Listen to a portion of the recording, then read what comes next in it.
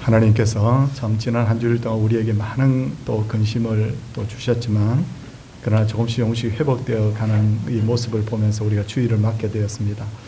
불의 이 큰 어려움이 이제 조금씩 소강되고 있는데, 우리가 하나님이 세상을 주관하시는 줄 알고 오늘도 예배에 임해 주시면 여러분 감사하겠습니다.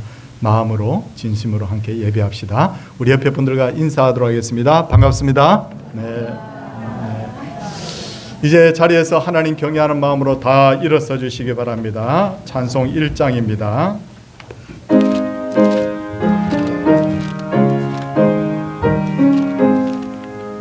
먼 곳에 떠나 하나님 온 백성 찬송 드리고 저 천사여 찬송하세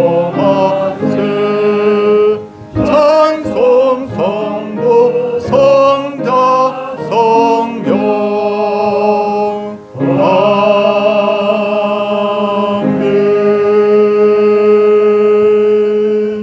착석하시기 바랍니다. 교동문은 10계명입니다.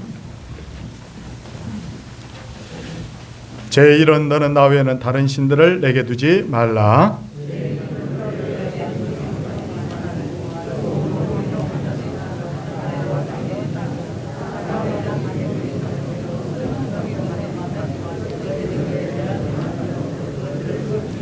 제3은 너는 내 하나님 여호와의 이름을 망령되게 부르지 말라. 제5는 내 부모를 공경하라. 제7은 간음하지 말라. 제9는 내 이웃에 대하여 거짓 증거하지 말라. 아멘. 사도신경으로 함께 신앙 고백하겠습니다. 나는 전능하신 아버지 하나님 천지의 창조주를 믿습니다. 나는 그의 유일하신 아들 우리 주 예수 그리스도를 믿습니다. 그는 성령으로 잉태되어 동정녀 마리아에게서 나시고 본디오 빌라도에게 고난을 받아 십자가에 못 박혀 죽으시고 장사된 지 사흘 만에 죽은 자 가운데서 다시 살아나셨으며 하늘에 오르시어 전능하신 아버지 하나님 우편에 앉아 계시다가 거기로부터 살아있는 자와 죽은 자를 심판하러 오십니다. 나는 성령을 믿으며 거룩한 공교회와 성도의 교제와 죄를 용서받는 것과 몸의 부활과 영생을 믿습니다. 아멘. 찬송 536장입니다. 찬송 후에 송청금 장로님 기도 인도하시겠습니다.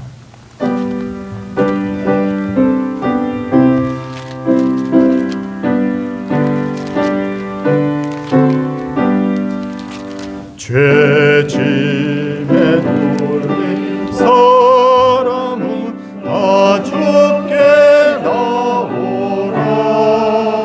주 말씀 의지할 때에 보평하오리니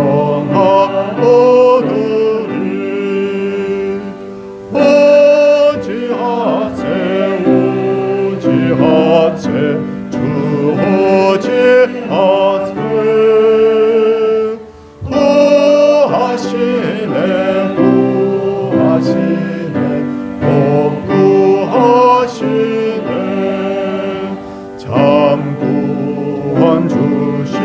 주께서 오혈을 흘렸네. 눈같이 희게 할 피에 온몸을 잠그세. 오지하세 오지하세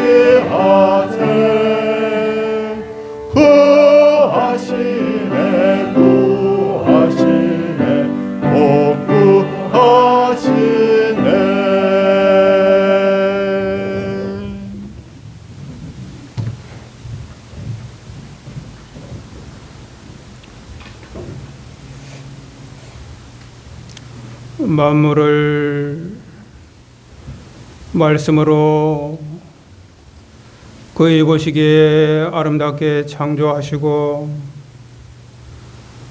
많은 사람들 중에서 우리를 구별하셔서 주의 백성 삼으시고 복된 주일 예배의 자리에 나오게 하신 하나님 아버지께 감사와 존귀와 영광을 올려드립니다. 자비하신 하나님 아버지, 지난 시간도 육신이 연약하여 또 하나님의 영광을 가리며 세상 풍조 따라 산 많은 허물들, 또 부지중에 지은 죄와 허물들을 돌아보며 회개합니다. 용서해 주옵소서.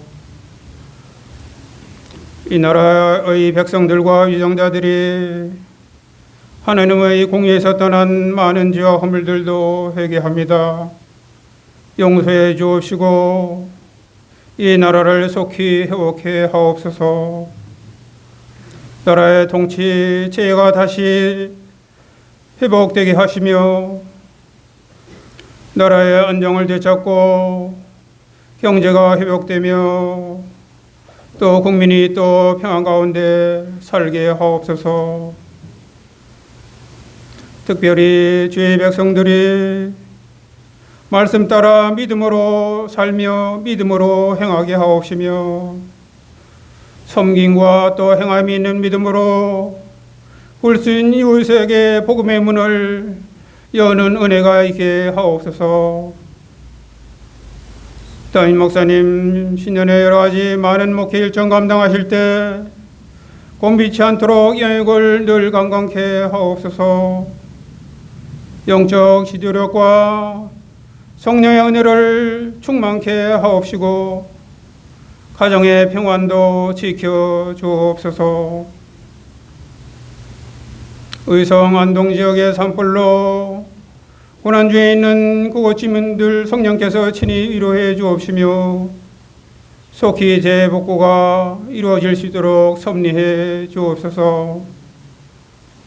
저 미얀마에도 큰 지진이 일어나서 많은 또 백성들이 고난 중에 있습니다. 속히 회복되게 하옵시며 그곳에도 복음의 밝은 빛 비춰 주옵소서. 이 시간도 또 육신이 약한 우리 성도님들 성령께서 친히 찾아 그 아픈 마음을 위로해 주옵시며 고난 중에도 하나님을 바라보며 믿음으로 승리하게 하옵시며 또 여러 환부에는 치료의 광선 비춰주셔서 속히 회복되고 고침받게 하옵소서. 이 시간도 경제적으로 어려움 겪고 있는 여러 중소기업들, 자영업계를 하나님 굽어 살펴주셔서 속히 경제가 활성되고 안정되어서 또 밝은 사회가 이루어질 수 있도록 은혜 베풀어 주옵소서. 이 시간도 찬양대가 온 정성대에 올려드리는 찬양을 주께서 연락하옵시며 성도들이 믿음으로 드리는 모든 헌신 헌물을 기뻐 받으시며 강단에서 선포되어지는 말씀에 주의 크신 권능과 은혜가 충만케 하옵시며 우리 모두에게는 한량없는 은혜가 임하게 하옵소서. 모든 영광을 주께 올려드리며 우리의 생명 되시는 구주 예수 그리스도의 이름으로 기도하옵나이다. 아멘.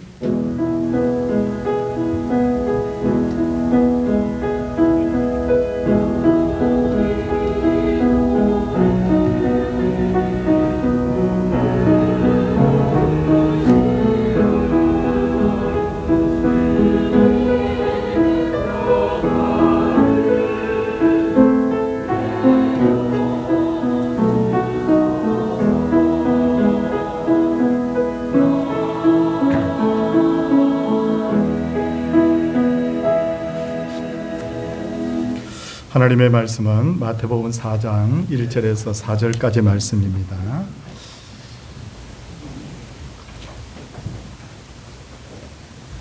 제가 봉독하도록 하겠습니다. 그때 예수께서 성령에게 이끌려 마귀에게 시험을 받으러 광야로 가사 40일을 밤낮으로 금식하신 후에 줄이신지라. 시험하는 자가 예수께 나와서 이르되 내가 만일 하나님의 아들이거든 명하여 이 돌돌로 떡덩이가 되게 하라. 예수께서 대답하여 이르시되 기록되었으되 사람이 떡으로만 살 것이 아니요 하나님의 입으로부터 나오는 모든 말씀으로 살 것이라 하였느니라 하시니. 아멘. 할렐루야 찬양대 하나님을 준비된 찬양으로 찬양 올려드리도록 하겠습니다.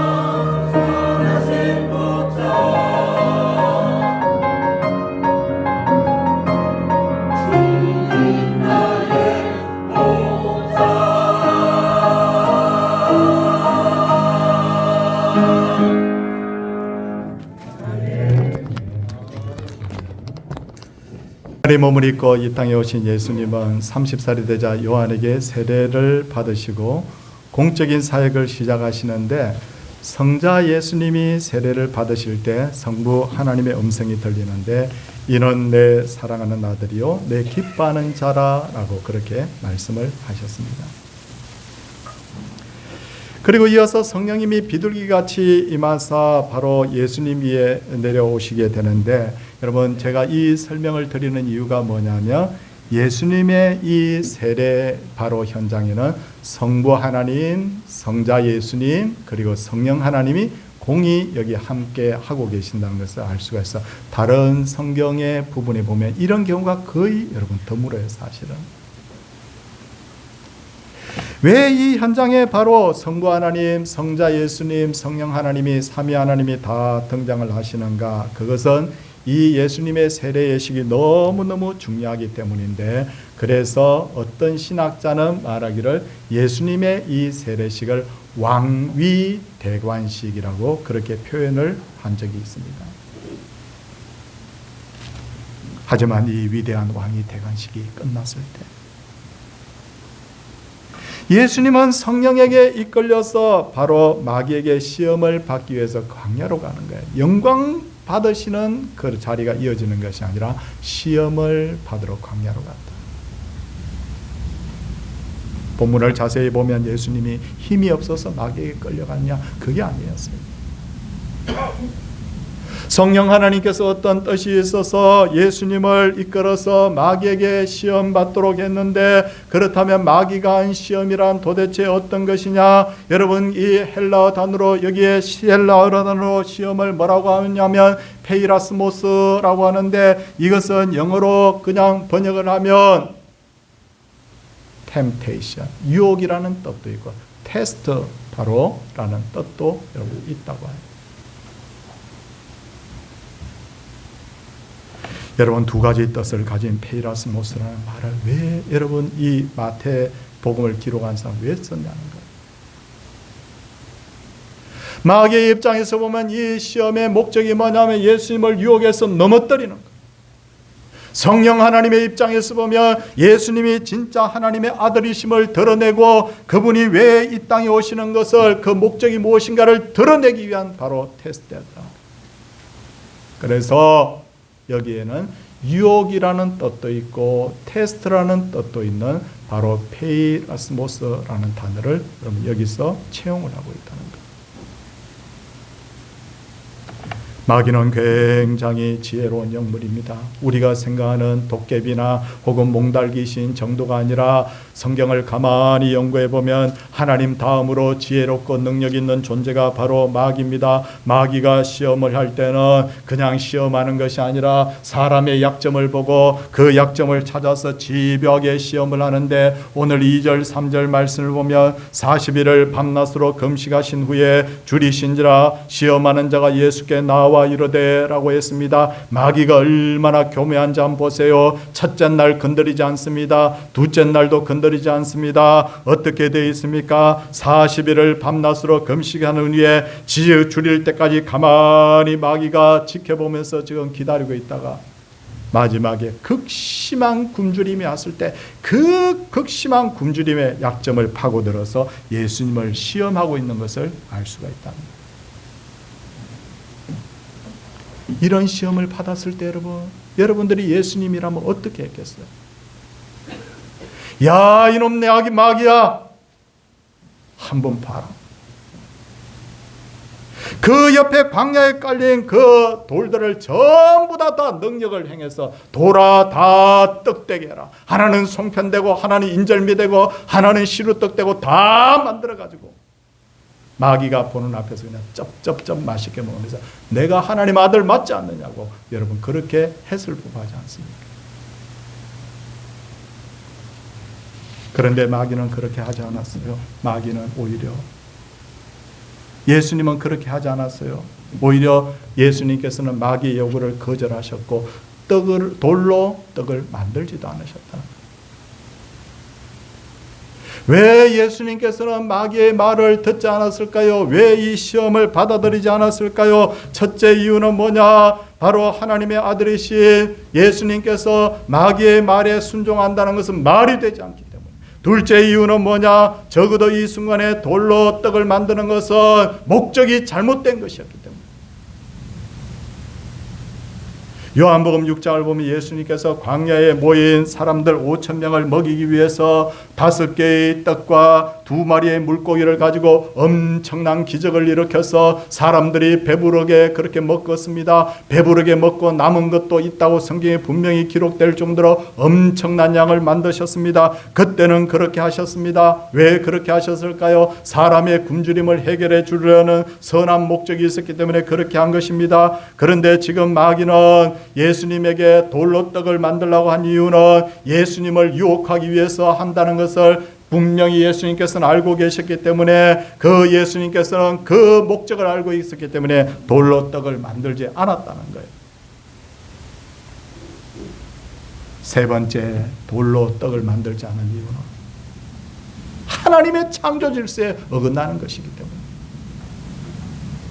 지지난주에 우리가 구역 예배를 드리면서 우리가 뭘 살펴봤습니까? 하나님의 섭리에 대해서 공부를 했습니다. 하나님이 섭리하시는 방법은 두 가지라고 했습니다. 하나는 창조의 원리대로 자연 법칙을 가지고 세상을 운행하시는 것이고, 두 번째는 특별한 방법으로 통치하시는 것이라고 했는데, 창조의 질서를 통해서 통치하신다는 것은 자연 질서를 만들어서 세상을 통치하신다는 거예요. 이건 99.99% 그렇게 합니다. 어떻게 합니까? 하늘을 나는 저 새는 하늘을 날아다니도록 하고 물고기는 바다에 헤엄치도록 하는 것이 여러분 자연 법칙입니다. 물고기가 하늘을 어느 날 4월 1일인가 해서 하늘을 날아다닐 일 없습니다. 여러분, 위에 있는 물건은 밑으로 다 떨어지게 되어 있습니다. 떡은 뭘로 만들어야 됩니까? 하나님이 만들어온 창조 질서에 하면 떡은 돌로 만드는 것이 아니고 쌀가루나 밀가루 같은 곡식가루로 만들도록 되어 있는 거예요. 이 지구에 움직이는 모든 것들이 하나님의 창조 질서, 자연 법칙을 따라 다 운행되게 되어 있다는 거예요. 그리고 특별한 방법으로 통치하시는 것은 가끔 하나님께서 기적을 행하실 때가 있어요. 이런 아주 특별한 경우에 하나님께서 자연 법칙을 초월해서 역사하시는 경우인데, 그런데 마귀는 특별한 경우가 아닙니다. 그런데도 불구하고 돌로 떡을 만들어라, 너 보란듯이 한번 기적을 한번 행해봐라, 창조 질서에 어긋나는 일을 시켰기 때문에 마귀는 그 말에 순종할 수가 없었던 거예요. 세 가지 말씀드렸습니다. 뭘 말씀드렸습니까? 첫째는 하나님 말씀 아니기 때문에 순종할 수 없었다. 두 번째, 목적이 잘못된 것이기 때문에 순종할 수 없었다. 세 번째는 창조 질서에 어긋나는 것이기 때문에 순종할 수 없었다. 여러분, 그런 차원에서 우리도 어떤 시험을 당할 때 이 세 가지를 잘 생각해야 되는 거예요. 이것이 마귀의 말인가? 하나님의 말인가? 야, 김 집사 누구누구 있잖아, 어쩌고 저쩌고 그 인간이 말이야 하면서 욕을 했을 때 내가 같이 욕을 하는 그것에 내가 호응할 것인가 아닌가? 그걸 딱 생각해 보면 그게 마귀의 말인가 하나님의 말인가? 두 번째는 왜 그 사람이 나에게 이런 말을 하는가? 선한 목적인가 악한 목적인가 생각해야 된다. 세 번째는 여러분, 이것이 하나님이 원하시는 정당한 방법인가를 생각해야 된다는 거예요. 이 세 가지만 잘 기억하면 우리가 웬만한 시험에는 여러분 걸리지 않아요. 그런데 여러분, 하나님의 말씀인지 마귀의 말인지 목적이 잘못됐는지 잘못되지 않았는지 여러분 방법이 옳은지 그런지를 생각하지 않고 무조건 내 마음에 원하는 대로 하다가는 다 마귀의 시험에 다 걸려요. 그렇다면 예수님은 어떤 방법으로 마귀에게 시험을 이기셨을까요? 4절 말씀 한번 봐주시기를 바랍니다. 예수께서 이러시되 기록되었으되. 무슨 말이에요? 여기에서 기록된 성경이라는 것은 바로 구약 성경 말하는 거예요. 하나님이 말씀하신 바로 구약 성경을 말합니다. 그 구약 성경에 어떤 내용이 있느냐면 이와 똑같은 말이 있는데 그게 뭐냐면 사람이 떡으로만 살 것이 아니요 하나님의 입으로부터 나오는 모든 말씀으로 사는 것이니라 라고 되어 있습니다. 어디에 나옵니까? 구약 성경 신명기 8장 3절에 딱 나옵니다. 예수님 그걸 인용하셨어요. 이 말씀의 배경이 뭐냐? 이 말씀의 배경이 바로 출애굽기 16장입니다. 이스라엘 백성들이 출애굽을 했는데 광야로 걸어 나왔는데 광야는 먹을 것도 없고 마실 것도 없는 곳이지 않습니까? 그러자 백성들이 며칠 지나니까 막 배가 고파서 막 원망을 합니다. 배가 고파 죽겠다고 아론과 모세를 막 원망합니다. 하나님께서 그 말을 들으시고는 뭐라고 말합니까? 내가 보라, 내가 너희를 위하여 하늘에서 양식을 비같이 내리리니 백성이 나가서 일용할 것을 날마다 거둘 것이니. 하늘에서 양식을 뭐같이 내린다고요? 비같이 내린다고요.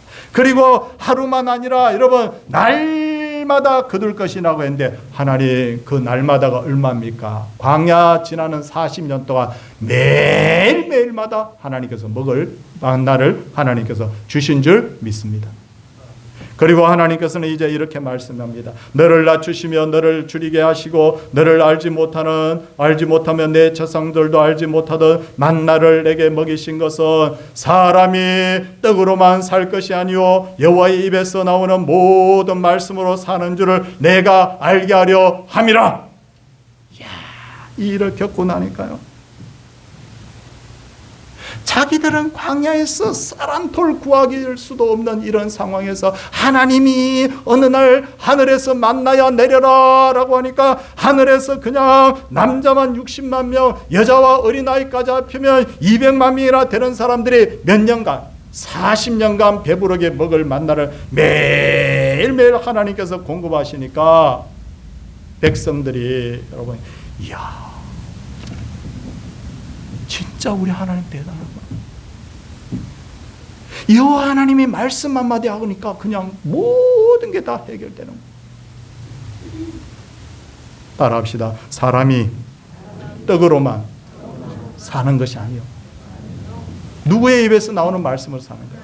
하나님의 입에서 나오는 말씀으로 사는 줄을 믿습니다. 그런데 이 일이 언제 일어났느냐? 지금부터 3500년 전 모세가 살던 시절에 광야에서 있었어요.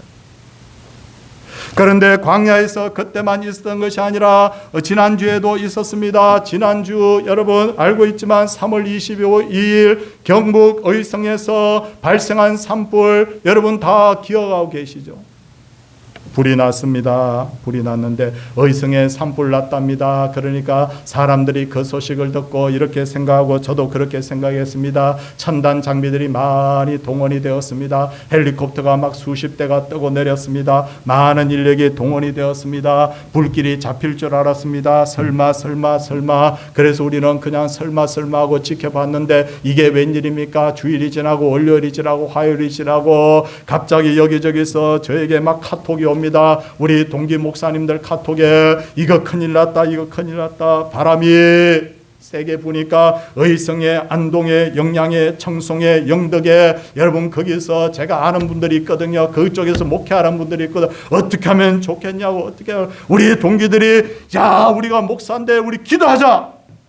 정말 우리 목사님들이 눈이 번쩍 떠져서 하나님 비를 달라고 기도했어요.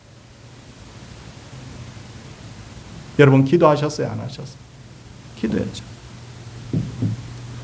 저도 매 시간마다 하나님 비를 달라고.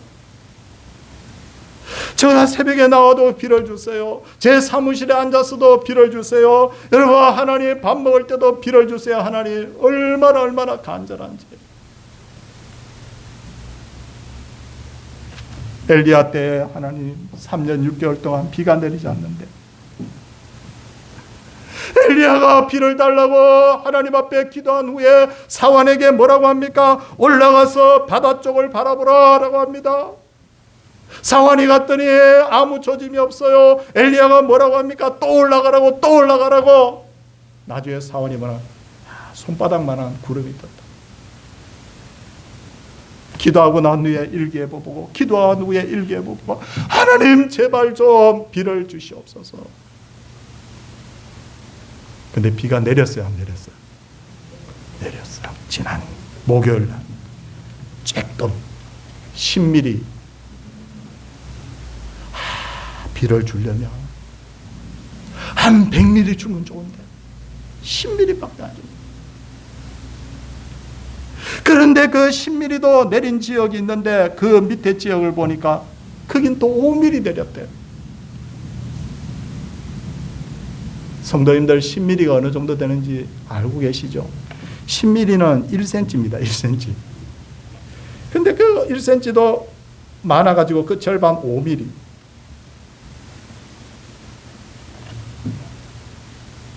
그거 가지고는 아무것도 안 될 줄 알았어요. 그런데 이슬같이 그 비가 참 내리고 난 후에 어떻게 됩니까? 불씨가 날리지 않는다.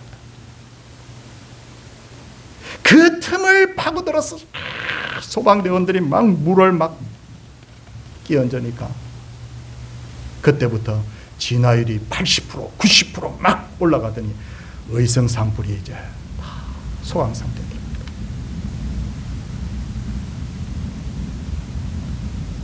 이야, 사람들이 그렇게 많이 붙었어. 그렇게 첨단 장비를 가지고 그렇게 물을 뿌려대도 꺼지지 않던 불이,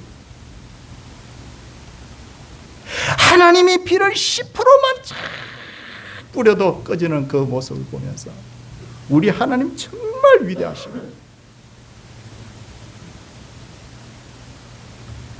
사랑하는 성도님들, 하나님이 말씀하시면 하늘에서 40년 동안 먹을 만나도 내려주시고, 하나님께서 말씀하시면 여러분 애타는 백성들에게 비도 주시고, 하나님께서 말씀하시면 여러분 능하지 못할 일이 없는 줄 믿으시기를 바랍니다. 이게 바로 하나님의 말씀의 위력이라는 거예요. 그런데 인간이 얼마나 미련한지 민수기 11장을 보면 이스라엘 백성들이 매일 만나를 먹고 배가 불렀습니다. 배가 부르면 맨날 하나님 감사합니다, 찬송해야 되니까 찬송해야 되는데, 이 사람들이 어떻게 됐는지 이제는 한술 더 떠서 하나님 이제 고기가 먹고 싶다고 그럽니다. 고기가 먹고 싶다, 고기가 먹고 싶다. 여러분 옆에 치킨 가게가 있는 것도 아니고 어떻게 해요? 모세가 화가 나가지고요, 하나님 앞에가 막 짜증을 냅니다. 하나님, 이 백성들이 내 백성입니까? 하나님 백성 아닙니까? 하나님, 나는 이제 이 백성들하고는 더 이상 함께 할 수 없어요. 하나님, 차라리 저 죽여주세요. 왜냐하면 맨날 짜증내고 스트레스 주니까.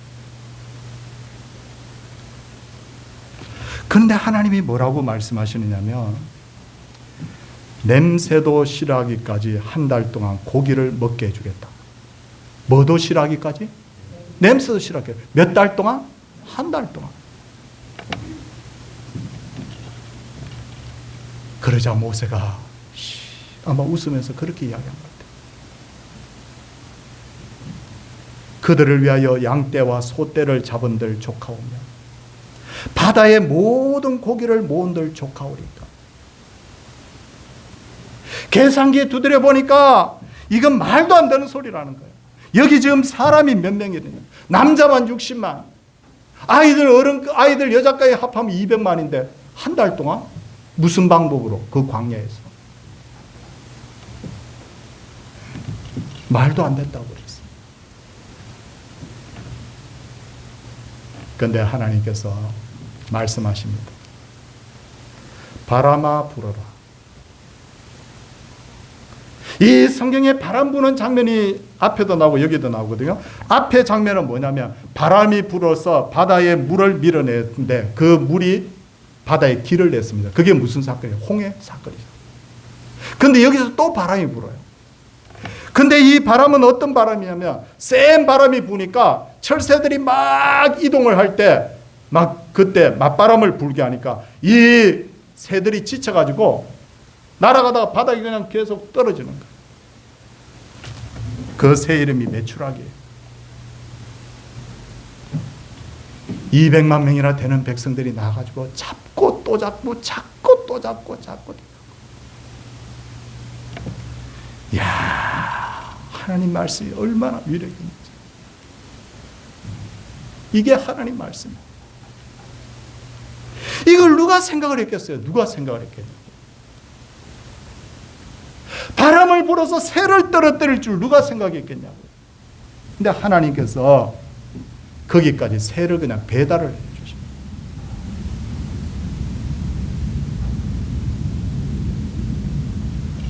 사랑하는 성도님들, 잠언 16장의 말씀을 보면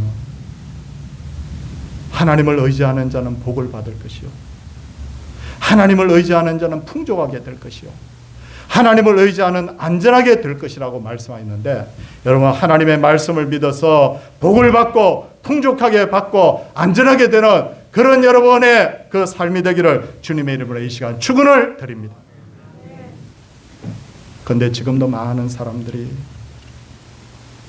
여전히 자신의 능력과 노력으로 얼마든지 살 수 있다고 생각합니다. 이에 대해서 예수님께서는 뭐라고 말씀합니까? 사람이 떡으로만 살 것 아니요. 사람이 뭐로만? 떡으로만 살 것 아니라는 거예요. 이 말씀을 분석을 해보면 사람은 육신을 가지고 있기 때문에 떡도 필요합니다. 여기서 말하는 떡, 그 사람들은 떡을 먹지만 우리는 밥을 먹으니까 밥이라고 해석을 할 수도 있어요. 사람은 먹어야 됩니다. 맞아요? 안 먹으면 안 돼요. 난 한 일주일 정도 굶어도 난 끄떡없다. 손 들어 보십시오. 일주일 정도 굶으면 제가 예상을 합니다. 눈이 뒤집어집니다. 그래서 공산주의 혁명을 일으킨 사람들이 뭐라고 하느냐면 인민의 밥통을 잡아라. 인민의 밥통을 거머쥐어라. 왜? 사람들은 먹고 사는 것에 대해서는 꼼짝 못하니까. 그래서 공산주의 국가에서는 인민들에게 배급을 한 거예요. 왜 배급인지 아시겠죠? 양식이 굳이 없어서가 아니라 인민의 밥통을 잡아야 된다. 지금도 세계의 지도자들이 하나같이 말하는 것이 뭐냐면 밥의 문제를 이야기하잖아요. 문제는 경제야. 어떻게 하면 굶주림을 해결할 수 있는가? 어떻게 하면 백성들을 더 배부르게 할 수 있는가? 모든 국가의 통치자들의 공통점이고 우리 가정 경제를 이끌어가는 우리 분들도 마찬가지고. 그런데 우리가 잊지 말아야 될 것은 먹고 사는 거 중요합니다. 중요하지 않다는 게 아니에요. 그런데 우리가 꼭 알아야 될 것은 떡으로만 살 수는 없어요. 떡으로만 안 됩니다. 배만 부르다가 되는 게 아니에요.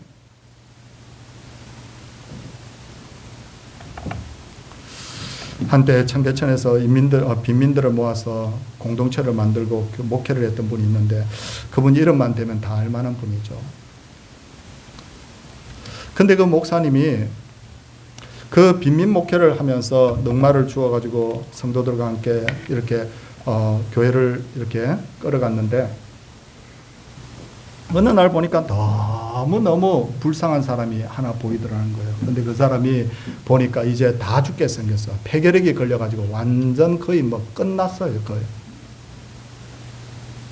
오늘 내일 하는 거예요. 그래서 목사님이 너무너무 그 사람이 불쌍해서 어려운 형편이지만 쌀을 사서 매일 가져다 주고 또 약을 지어서 또 가져다 주고 그렇게 세월이 쭉 흐르는데 어느 날부터 그분이 약간씩 몸이 좋아지더니 마침내 깨끗하게 다 나왔어요. 치료해 주셨어요. 하나님께서. 목사님이 얼마나 마음이 기쁜지. 근데 그의 겨울 성탄절 예배를 드리고 있는데 밖에 웅성웅성하는 소리가 들리는 거예요. 목사 나오라고, 목사 나오라고. 목사가 내 남편 죽였다 그러는 거예요. 울면서 막 어떤 여자분이 막 교회당 밖에서 막 난리를 치며 소리를 치는 거예요. 무슨 일이지? 나중에 자초지정을 들어보니까 그 여자분이 이렇게 말하는 거예요. 우리 남편 폐결핵 걸려가지고 오늘 내일 할 때는 방에만 누워있더니 목사가 주는 약 먹고 음식 먹고 몸이 건강해지니까 술을 날마다 품마시다가 그 추운 겨울에 길바닥에 쓰러져 자다가 얼어 죽었다는 거예요. 그래서 목사 나오라는 거예요. 목사가 죽였다.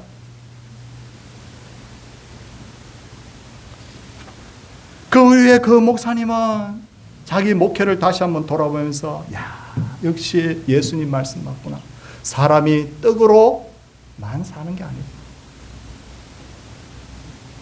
하나님 말씀 들어가서 그 사람을 변화시켜야 그 사람이 사는 것이지 나는 떡만 줬구나, 약만 줬구나. 그렇게 해서 그 다음부터 성도들을 말씀으로 다 철저하게 가르쳤대요. 다시 한번 우리 보겠습니다. 사람이 뭐로만 사는 거 아니요? 누구의 말씀으로 사는 것이요? 하나님 말씀으로 사는 것이다. 그 말.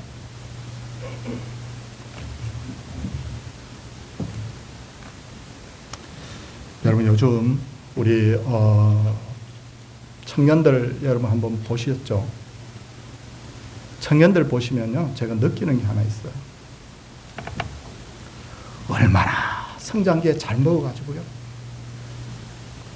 아유, 이 보니까 이게 이 얼굴이 대한민국 표준형인 줄 알았는데 이 대한민국 표준형이 달라졌어요. 완전히 인종이 달라졌어요. 우리 여기 계신 장로님, 우리 권사님, 집사님 다 키가 표준인데 요즘은 우리 청년들이 이만큼씩 더 커요. 키가. 우리 교회 예인이라는 청년이 있는데 여청년인데 키가 크잖아요. 예인아, 야, 너 뭘 먹고 그렇게 키가 크냐고 그랬더니 우리 집에는 삼형제인데 삼남매인데 제가 제일 작아요. 어이구, 인종이 달라졌어요. 떡을 잘 먹었고. 그런데 제 친구가 특수 목회를 하는 친구가 있어요. 여러분, 이 친구는 어떤 친구냐면 범죄를 저질러서 감옥 가기 전에 약간 시간을 주면서 그 아이를 돌보고 거기서 개선의 정이 있으면 조금 이렇게 감면을 해주는 그런 프로그램이 있는데 그 목회를 하는 친구인데 이 친구가 한 번씩 저하고 통화를 하면 신목사, 아이들 보고 있으면 우리나라 희망이 없어 보인다. 왜, 무슨 일이야?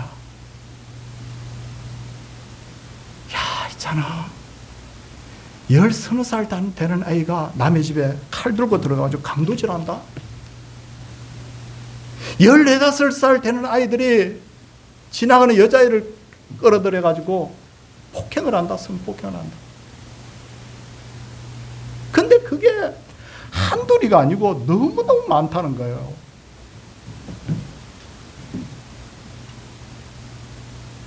여러분, 우리 청소년들이 범죄를 저지르면 소년원에 가거든요.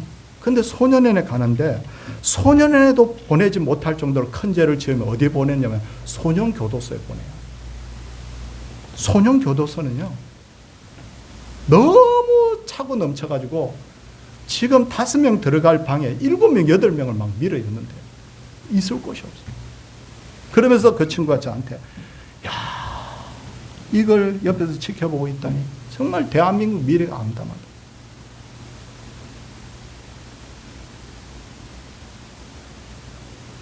요즘 젊은이들을 보면 얼마나 부유하게 신앙생활을 시작했는지 모릅니다. 여기 계신 우리 장로님, 권사님들, 집사님들, 우리 중에 대부분은 가난하게 신혼생활 시작했잖아요. 이불 하나, 요 하나, 숟가락, 젓가락 2개, 밥그릇, 국그릇 2개, 그렇게 사글세방에서, 달세방에서 그렇게 신혼생활 시작한 분이 많다고요. 근데 요즘은 다 갖춰놓고 시작하잖아요. 그런데 여러분, 요즘 젊은이들을 보면 결혼생활을 해서 얼마 안 되면 그냥 못 살겠대.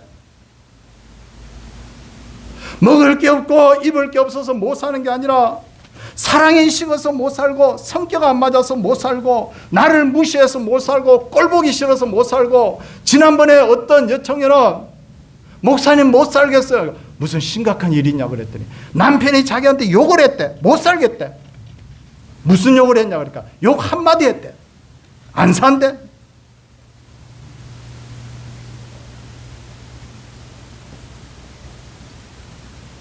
떡은 많이 먹었는데 하나님의 말씀이 없으니까 막 흔들리는 거예요.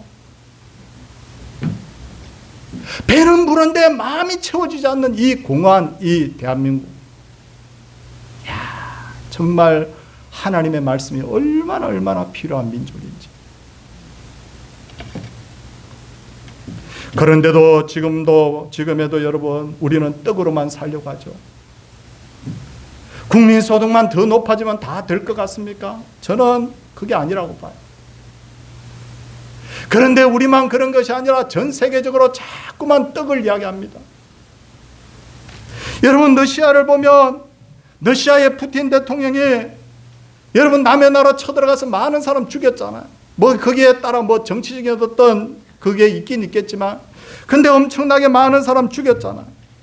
그러면 러시아 국민들이 이 푸틴에 대해서 문제가 있다고 생각해야 되는데 이 푸틴 대통령이 인기가 지지율이 75%에서 85%래요. 왜냐하면 전쟁 일으킨 후에 백성들이 더 잘 살게 됐다는 거예요. 떡을 많이 주니까 좋다는 거예요.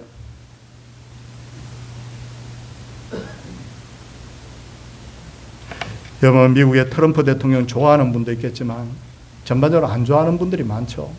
막 말하죠. 그냥 막 공격하잖아요. 근데 트럼프 일기 때 그 겪었는데 또 뽑아줬어요. 왜? 우리 배를 채워주니까. 여러분, 요즘 세계 국가 지도자들을 뽑는데 뭐 그 사람의 윤리, 그 사람의 도덕이 뭘 그렇게 중요하냐고 사람들이 그렇게 한대요. 능력만 있으면 된대. 근데 그 능력이 뭐냐? 배부르게 해주면 된대요. 잘 살게 해주면 된대요. 도덕성 이런 거 필요 없대요. 이런 식으로 시간이 계속 가면 어떻게 되느냐면 약육강식의 사회가 되고 비도덕적 사회가 되고 마침내 이게 밖에서 여러분 문제가 일어나서 나라가 망하는 것이 아니라 속에서 썩습니다. 민족의 미래가 없어져 버려요. 이런 식으로 가면. 더군다나 사람이 자꾸 떡떡하게 되면 결국 탐심의 노예가 되는데, 탐심을 가지게 되면 배는 부를지 모르지만 소중한 것을 많이 잃어버리게 됩니다. 아담과 하와에게 하나님께서 이렇게 말씀하셨어요. 동산 각종 나무의 열매는 내가 임의로 먹되. 이 말이 무슨 말이에요? 임의라는 것은 영어로 프리입니다. 내 자유롭게 먹으라는 거예요. 선악을 알게 하는 나무의 열매는 먹지 말라 하셨습니다. 보십시오. 아담과 하와는 영원한 생명이 있죠. 에덴 동산 자기 거예요. 자기 마음대로 할 수 있어요. 여기에는 배고픈 것도 없고 아픈 것도 없어요. 고통도 없어요. 근데 어떻게? 탐심이 생겼어요. 하나님께서 먹지 말라고 하는 선악의 열매, 그것까지도 먹으려고 했죠. 그러다가 어떻게 됩니까? 에덴 동산도 잃고 영원한 생명도 잃고 죽을 고생하다가 여러분 결국 죽는 거예요. 우리도 계속해서 떡떡하다 보면 다 잃게 됐어요. 돈은 있는데 행복이 없어. 돈은 있는데 외로워서 못 살겠어. 돈이 있는데 삶이 너무 공허해. 돈이 있는데 너무너무 우울해. 문제가 뭡니까? 떡만 있는 거예요. 떡만.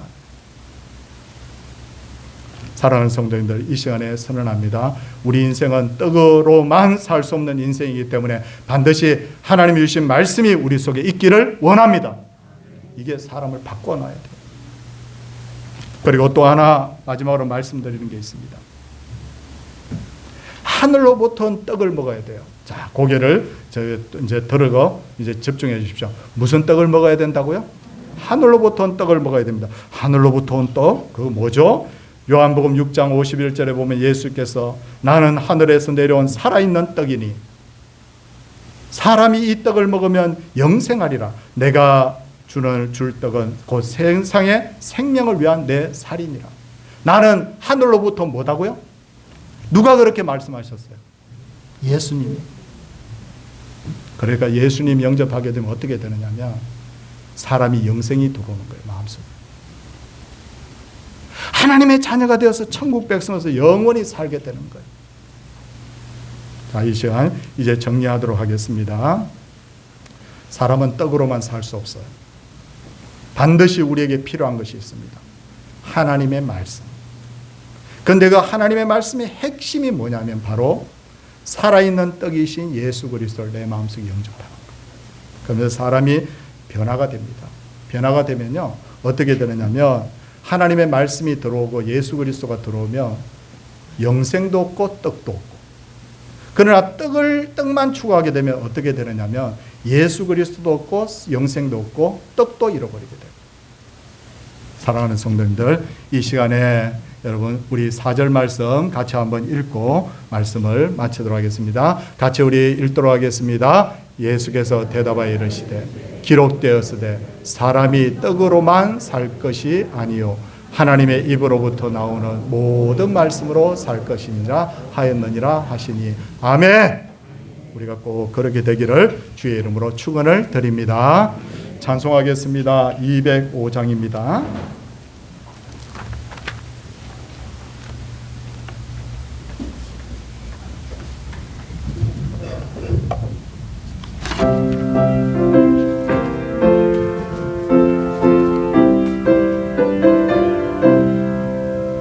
주 예수 거신 사랑 늘 말해주시고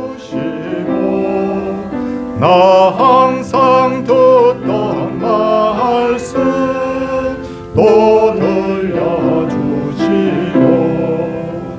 저 배지 않는 천국 주 예수 계시고 나 밝히 알아듣게 또 들려주시오. 나 항상 듣던 말씀 나 항상 듣던 말씀 주 예수 크신 사랑 또 들려주시오. 아침에 있을 방울 쉬 사라짐 같이 내 기억 부조하여 늘 잊기 쉬우니 잘 알아듣기 쉽게 늘 말해주시오.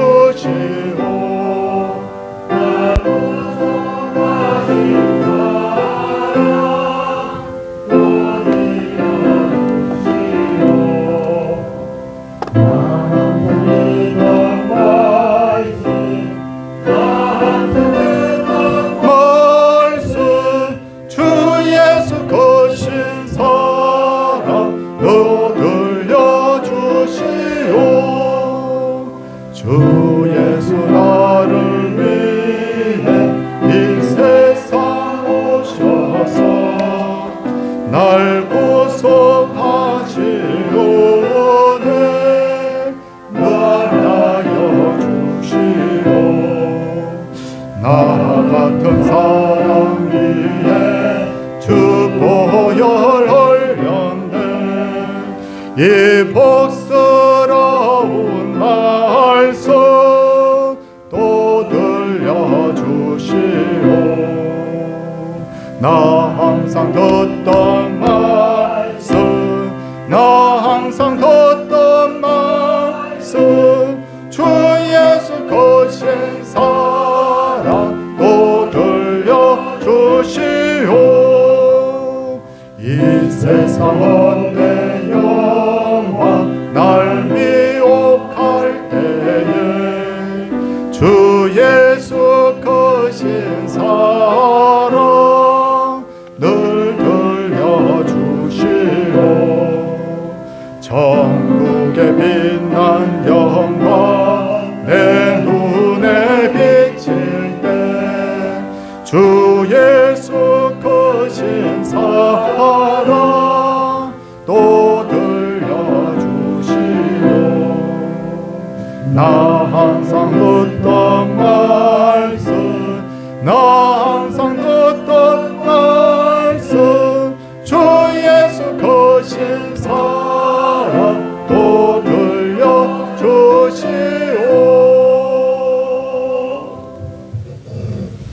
하나님 아버지 감사합니다.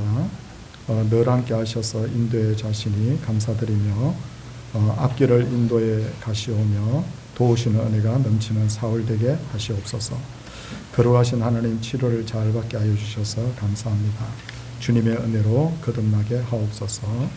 기도에 응답해 주신 하나님께 감사합니다. 대신만 감사합니다. 모든 것이 하나님의 은혜입니다. 하나님 아버지 범사에 감사합니다. 범사에 감사합니다. 범사에 감사드립니다. 하나님 아버지 88회 생일을 감사드립니다 하고 하나님 앞에 귀한 예물 드렸습니다. 손을 모으겠습니다. 기도하겠습니다. 하나님, 정치 지도자들이 문제는 경제야 라고 말할 때 맞지, 우리는 그렇게 많이 생각했습니다. 근데 생각해 보니 경제만 되면 된다는 것이 떡으로만 살 수 있다는 말과 너무너무 유사하다는 것을 알고, 하나님, 우리 그리스도인들은 정말 이렇게 과연 사는 것이 맞는가에 대해서 다시 한번 주님 이 말씀을 들으면서 반성하기를 원합니다. 사람은 영과 육을 가지고 있기에 떡도 필요하지만 그러나 절대로 떡으로만 살 수 없는 존재인 것을 우리가 알고, 하나님 정말 무엇에 참 가치를 두어야 될지 바로 깨달아가는 저희들 되게 하여 주옵소서. 주님, 소원합니다. 우리 성도들에게는 떡도 주시옵소서. 그러나 하나님께서 그보다는 더 말씀을 더 풍성하게 주셔서 왜 사는지, 무엇을 위해서 사는지, 그리고 어떻게 살아야 되는지를 하나님 바로 깨달아가는 그런 인생이 되게 하여 주시옵소서. 예수님이 광야에서 40일 줄이신 후에 당하신 시험은 우리가 인생을 살면서 끝없이 당하고 있습니다. 마귀는 끝없이 우리에게 떡만 있으면 된다라고 말할 때 우리는 아니라 예수님이 계셔야 되고 하나님의 말씀이 있어야 된다고 말할 수 있는 그런 신앙이 되게 하여 주시옵소서. 우리는 다 예수 그리스도를 믿고 거듭난 존재들입니다. 그러나 여기서 그치지 않게 하여 주시고 우리 모두 다가 신앙에 진력하여서 그리스도의 장성한 분량에까지 자라나는 우리 성도들 되게 하여 주시옵소서. 일치월장, 어제와 오늘이 다르고 오늘과 내일이 다르고 날마다 조금씩 성장의 감으로 말미암아 우리의 성장이 하나님의 영광을 드러내는 그런 성장이 되게 하여 주시옵소서. 주님, 우리 몸이 불편한 분들, 아픈 분들을 위하여 기도합니다. 하나님, 이분들을 깨끗하게 치유하여 주시옵소서. 하나님 말씀하시면 능히 깨끗게 하실 수 있나이다. 주님이 이 고백을 드리오니 하나님이여, 하나님이여, 고치시고 깨끗하게 하여 주셔서 주를 위해 일할 수 있는 기회를 주시옵소서.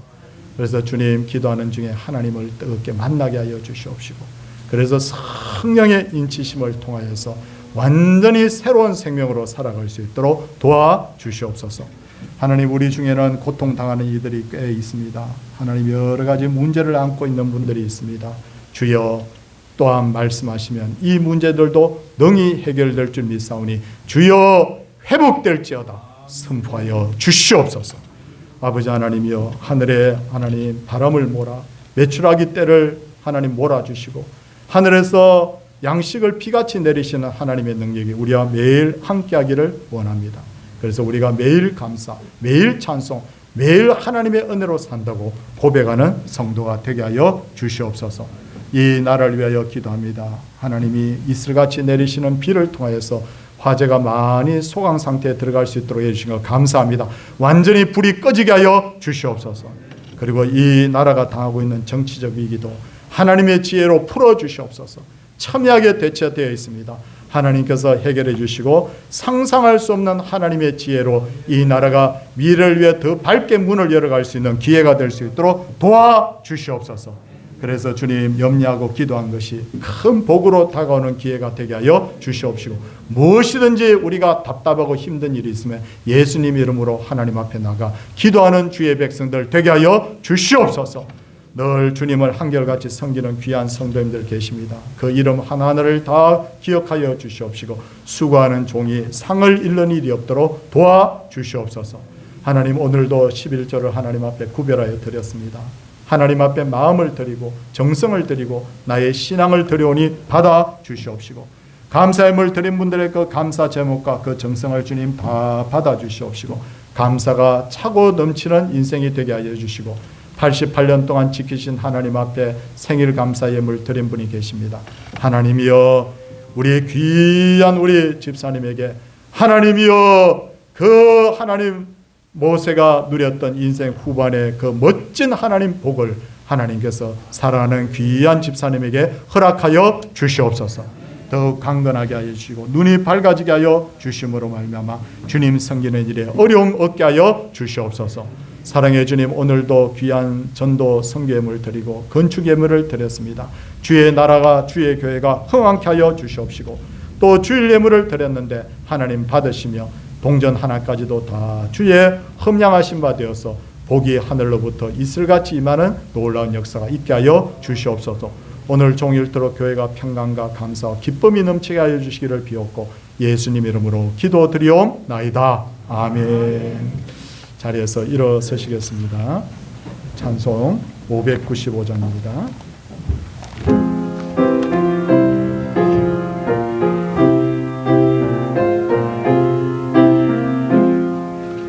나 맡은 본분은 구주를 높이고 무념은 그와 얻도록 잘 인도함이라.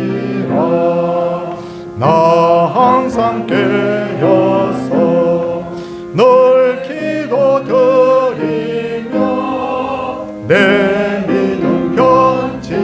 않도록 날 도와주소서. 아멘. 주 예수 그리스도의 은혜와 하나님의 말할 수 없는 크신 사랑과 오늘도 우리를 보호하시고 깨닫게 하시고 믿음으로 하나님 전진하게 하시는 그 성령님의 감화 교통하심과 동행하심의 역사가 여기에 계신 모든 성도들 위해, 그리고 주신 그 자녀들 위해와 가정 위해, 생업 위해와 이 교회의 위해와 열방의 모든 믿음의 형제들 위해 이제로부터 영원토록 함께 있을지어다. 아멘.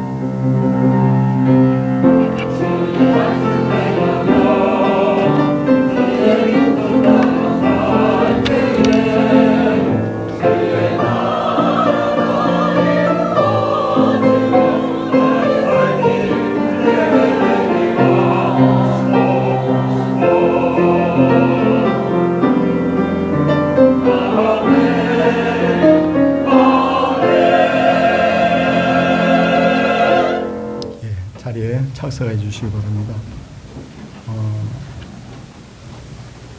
오늘 3부 예배 특송은 창동 2구역에 해주시고요. 우리 다음 주일 우리 3부 예배는 1여전도의 헌신 예배로 드리도록 하겠습니다. 학습 세례 입교 신청해 주시기 바라고요. 오늘 우리 오늘 김연석 집사님께서 생신을 맞아서 우리 하나님 앞에 꽃꽂이도 드리고 오늘 점심 식사를 가정에서 대접을 한다고 합니다. 우리 성도님들 맛있게 드시고 우리 집사님 가정을 위해서, 집사님 위해서 많이 좀 기도해 주시기를 부탁드립니다. 3부 예배 후에 목양실에서 전기당이겠습니다. 성도님들, 연초부터 우리 교회 청년들이 계속해서 이렇게 우리 교회에 와서 등록을 하잖아요. 알고 계십니까? 알고 계시죠? 그래서 하나님이 계속해서 보내주시는구나 하고 지금 굉장히 감동하고 있는데, 오늘 아침에 또 이제 낯선 청년이, 지난주에도 왔던 청년인데, 여기 와서 이제 같이 예배를 드리게 제가 아침에 어떻게 오게 됐냐고 그랬더니, 여기 가까운 덕성여대에 신입생으로 오게 됐다는 거예요. 그런데 우리 교회 어떻게 알게 됐냐 그랬더니, 자기 다니던 교회가 포항에 있는데 거기에 교육자가 서울 동산교회 가라고 했다고. 그래서 아침에 또 등록했어요. 그래서 올해 얼마냐면 청년 6명 등록했습니다. 그래서 참 덕성여대하고 우리 교회 사이에 교회들이 많거든요. 우리 교단교회만 해도 제가 세어봤어요. 북설교회, 나눔교회, 성수교회, 한일교회, 교회, 은혜교회 굉장히 많거든요. 근데 그거 다 건너뛰고 서울 동산교회까지 온 거예요. 그래서 우리 교회 열심히 어떻게 계속 다니겠냐 그랬더니 다니겠다고 하면서 오늘 등록하고 인사까지 했어요. 하나님이 우리 전도하자고 자꾸 부르짖으니까 하나님 막 보내주십니다. 우리 열심히 우리 복음 전하고 우리 교회에 더 좋은 일이 있을 줄 믿습니다. 예, 우리 옆에 분들과 우리 인사하도록 하겠습니다. 할렐루야. 예, 잠깐 자리에 앉으십시오. 또 있답니다. 어디 앞에 잠깐 모시겠습니다. 잠깐만 앉으십시오. 저 뒤에 청년 앞으로 잠깐 나와주세요.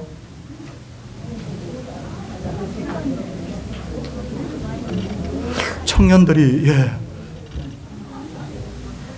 시우, 우리 이웃집에 있는 우리